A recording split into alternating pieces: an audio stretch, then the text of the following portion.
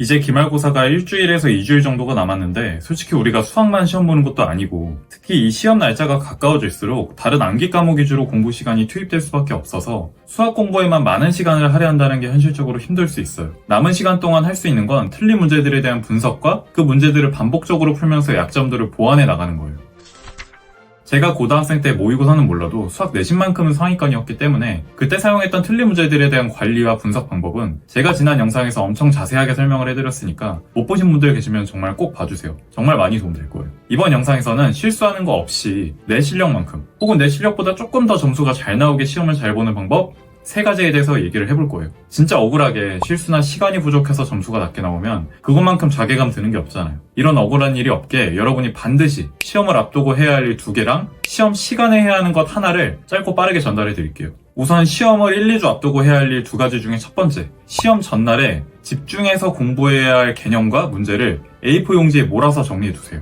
시험 전날에는 애매하게 기억하고 있는 개념이랑 공식, 그리고 선생님이 수업 시간에 강조했던 문제들, 또 여러분이 문제집을 풀면서 틀린 문제들 중에 미처 분석하거나 완벽히 숙달하지 못한 녀석들을 마지막으로 케어하는 시간을 가져야만 해요. 그러니까 내가 숙달한 부분과 그렇지 않은 부분들을 가려내고 숙달하지 못한 모든 것들을 한 곳에 모아놓아야 한다는 말이죠. 그래야 나는 여기 있는 내용만 차분하게 숙달해가면 적어도 내 실력보다 점수가 안 나올 일은 없겠다. 공부한 만큼 점수 받을 수 있다라는 생각이 들게 되고 시험 전날 공부에 굉장히 생산적인 마인드 컨트롤이 가능해져요. 그러면 구체적으로 A4 용지에 어떻게 정리해야 되는지 알려드릴게요. 각자 정리하는 방식이 다를 수 있겠지만 이건 제가 정리하는 방식이니까 참고만 해주시고 본인에게 맞게 얼마든지 바꾸셔도 좋습니다. 이번에는 중3 수학 기말고사 범위를 기준으로 짧게 보여드릴게요. 고등학생분들도 방법만 참고하셔서 현재 시험 범위에 그대로 적용하시면 돼요. 중3 수학 이번 기말고사 범위가 곱셈 공식 인수분해, 2차 방정식, 2차 함수인데 편의상 인수분해 단원을 어떻게 정리해야 되는지 보여드릴게요. 그런데 사실 개념을 나열한다고 해도 우리가 시험 1, 2주 전이니까 다들 솔직히 어느 정도는 알고 있을 거예요. 그런데 여러분은 이렇게 보고 나니까 안다고 생각을 하는 거예요. 인수분해 단원에서 어떤 내용이 가장 중요하고 문제들은 주로 어떤 내용에서 출제가 되는 것인지 설명할 수 있어야 돼요. 그런데 여러분은 아마 대답하지 못할 겁니다. 이렇게 보고 아는 사람이랑 보지 않아도 설명 가능한 사람, 이 2가지의 차이가 바로 상위권 학생과 중위권 학생의 차이라고 저는 생각을 해요. 중고등학생 전부 해당되고 특히 고등학생이 되면 이 차이는 정말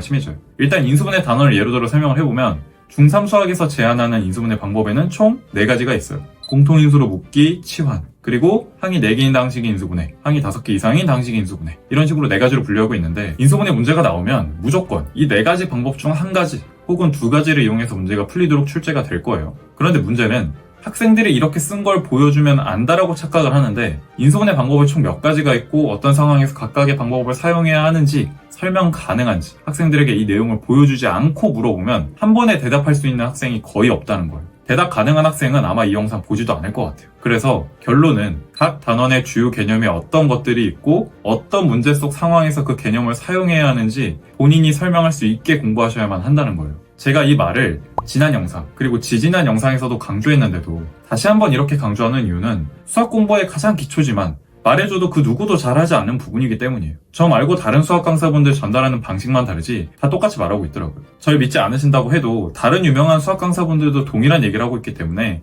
이 정도는 해야 개념 숙달이구나 라고 생각하셔야 돼요. 이렇게 실질적으로 알아야 하는 개념들을 구조화시켜준 후에 밑에 공간에는 틀린 문제들에서 여러분이 얻어낸 조건과 반응을 쭉 정리하시면 돼요. 문제를 통해 새롭게 알게 된 조건에 대한 의미나 아니면 반복적으로 실수했던 계산 내용, 취약한 문제 유형에 대한 풀이 방법 등을 쭉 요약해서 정리해주세요. 이렇게 정리가 끝나면 여러분은 시험 전날 이 A4 용지에 있는 것을 완벽하게 숙달하시고 가볍게 웜업 문제 정도 푼 다음에 시험장에 들어가시면 됩니다. 시험 전날에 돼서 본인의 성적을 급상승시켜줄 반전의 무언가는 없고 있다고 해도 사기입니다. 내가 지금까지 공부한 내용들을 지키고 약한 부분들을 조금씩 보완해 나가는 데 중점을 두세요. 간혹 본인 실력보다 점수가 잘 나오길 바라는 학생들이 있는데 물론 그 마음 알죠. 저도 그랬고요. 하지만 자신의 실력보다 점수가 운 좋게 더 나오는 경우는 지금까지 저는 단 한 번도 없었고 그걸 바래서도 안 된다고 생각해요. 이건 제 지론인데 시험 점수는 내가 공부한 만큼 나온다예요. 난이도가 이전 시험과 동일하다는 가정하에 여러분이 들인 노력에 자부심이 생길 정도로 누구보다 열심히 했다면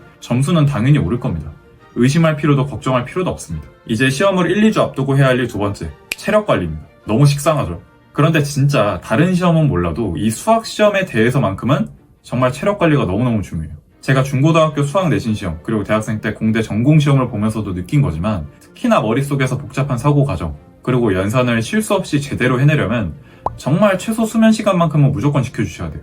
저는 고1 기말고사 시험 전날에 수학 공부 상태가 너무 만족스럽지 않아서 새벽 4시까지 공부를 하고 3시간 정도만 자고 수학 시험을 본 적이 있는데 그때 내신 성적이 제 인생 최하 등급의 내신 성적이었어요. 너무 충격을 받아서 그때 이후로는 무조건 수학 시험 전날만큼은 무조건 6시간 잤어요. 이 최소 수면 시간이라는 건 개인차가 있어서 정확히 몇 시간은 자셔야 된다라고 말씀드리기가 좀 어려워요. 저는 6시간은 자줘야 머리가 정상 작동을 해서 시험 전날에는 6시간은 무조건 자요. 특히 복잡한 연산을 해내야만 하는 시험 전날이라면 더더욱요. 만약에 나는 5시간만 자도 쌩쌩하다. 그러면 5시간으로 설정하셔도 괜찮아요. 내가 원래라면 틀리지 않았을 문제를 맞춰내는 것이 시험에서는 제일 중요해요. 평소에 못 풀던 문제를 시험에서 맞춰낼 리가 없잖아요. 평소에 잘 풀던 문제들을 문제없이 풀어내는 것, 그리고 그 안에서 실수를 없애는 것이 시험을 앞두고 우리가 할 수 있는 최선이기 때문에 그를 위한 최소한의 몸 컨디션은 꼭 만들어주세요. 이제 시험 시간에 해야 하는 것 한 개인데 바로 시간 관리입니다. 사실 이번 영상에서 제가 가장 말하고 싶은 내용이에요. 단순하게 생각하면 시간 관리하는 거 절대 어렵지 않아요. 시험 시간에 시간 관리를 어떻게 얼마나 효율적으로 하는지에 따라서 실제로 여러분의 점수는 위아래로 10점 정도 변동이 있어요. 실제로 여러분 이렇게 생각한 적 무조건 있을 거예요.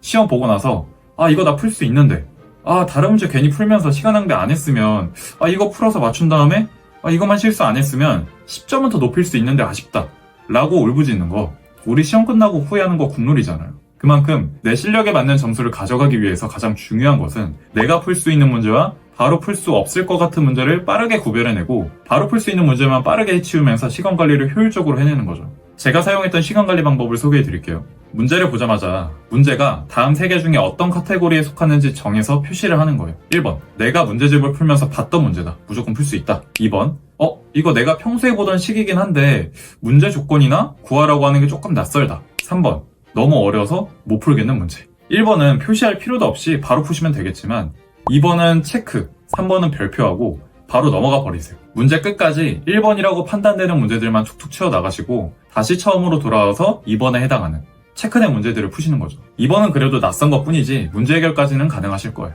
그리고 나서 시간이 남는다면 3번, 별표된 문제들 중에 그나마 이건 내가 도전해 볼 만하다. 하나하나 대입하거나 도전하면 답을 낼 수 있을 것 같다고 생각하는 문제 하나만 붙잡고 늘어지는 거죠. 그런데 여러분이 생각했을 때 나는 오히려 문제 하나를 가지고 3개로 구분해내는 게 더 고민이다. 심플한 게 좋다 하시면 간단하게 1번, 내가 바로 풀 수 있는 문제, 2번, 바로 안 풀리는 문제로만 구분해서 1번에 해당하는 문제들만 푸시는 것도 좋은 방법이에요. 사실 이렇게 시험 시간에 내가 어떤 문제를 먼저 풀 것인지, 풀리지 않는 문제들에 대한 전략은 어떻게 가져갈 것인지 정해두는 것만으로도 막연한 시험에 대한 긴장감 해소에 도움이 많이 되고, 그렇지 않은 경우보다 시험 시간을 굉장히 효율적으로 운용할 수 있어요. 수학뿐만 아니라 모든 시험에 적용 가능한 방법이니까 지금까지 순서대로 문제 풀면서 안 풀리는 문제 괜히 읽으면서 몇 번 도전하다가 안 풀리네 하고 다른 문제로 넘어가면서 시간 아깝게 날렸던 학생들은 이번 기회에 이 방법을 이번 시험부터라도 적용하면 평소보다 한두 문제 더 맞출 수 있을 거예요.